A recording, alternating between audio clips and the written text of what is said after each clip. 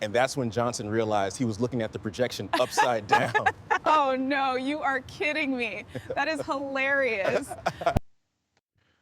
Greetings, this is Dr. Arlen K. Parham, and I want to welcome you into our monologue that inspires, encourages, empowers to lift you up, to unchain your potential, to rise higher on the next level that is in your life.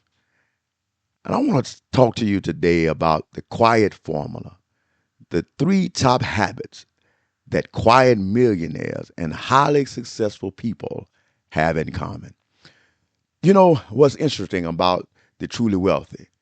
And I don't mean the flashy kind, the ones renting yachts, posting on Instagram, but I'm talking about the quiet ones, the ones who built something real, something lasting.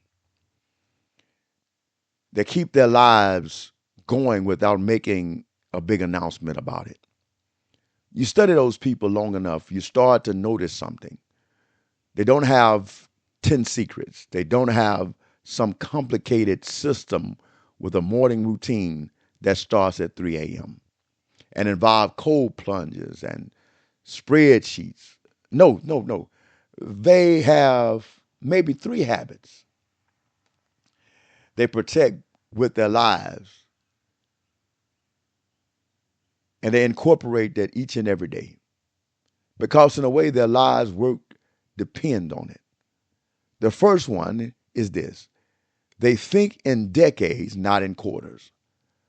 While most people are reacting to the market, reacting to the news, reacting to what their competitors just did, quiet millionaires and highly successful people are responding to a plan that was written years ago. They're not chasing trends, they are not planting trees. And here's the thinking about planting trees: you look foolish doing it.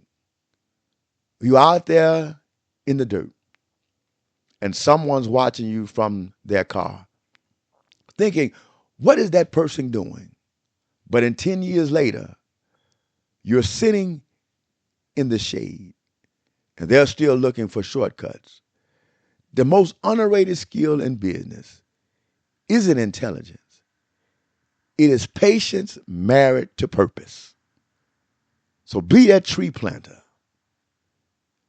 be that one that takes that dedicated time to plant your craft, sow into it, to watch it grow.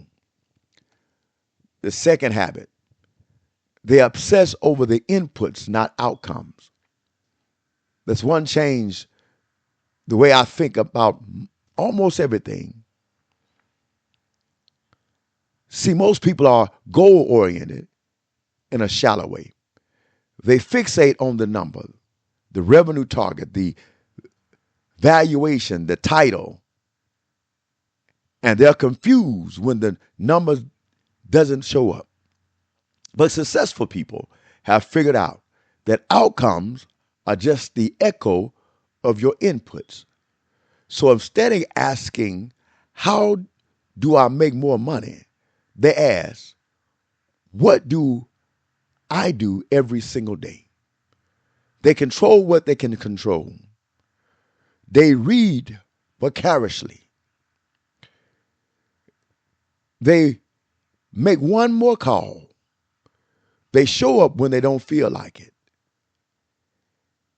And they trust, sometimes through gritted teeth, that consistent compounds inputs will prove the outcomes eventually. It's not glamorous.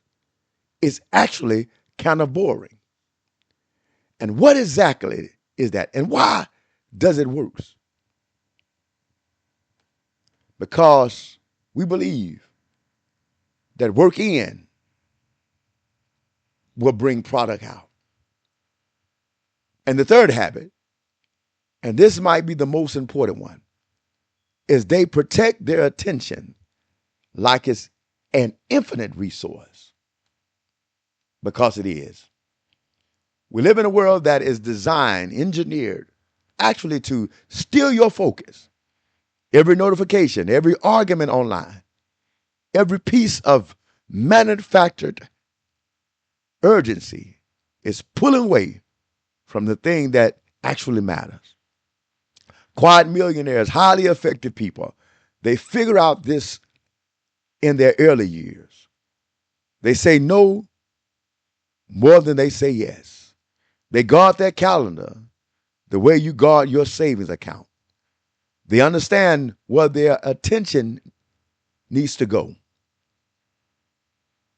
what they should follow in their life. And they are deeply, almost ruthlessly selective about the rooms they walk into, the conversations they engage with, and the problems they agree to carry. Thinking decades, master your inputs, protect your attention. That's it. 3 habits. No secret society, no lucky break, no algorithm. Just 3 things practiced consistently over time, often quietly, that separate the people who talk about building something great from the ones who actually do it.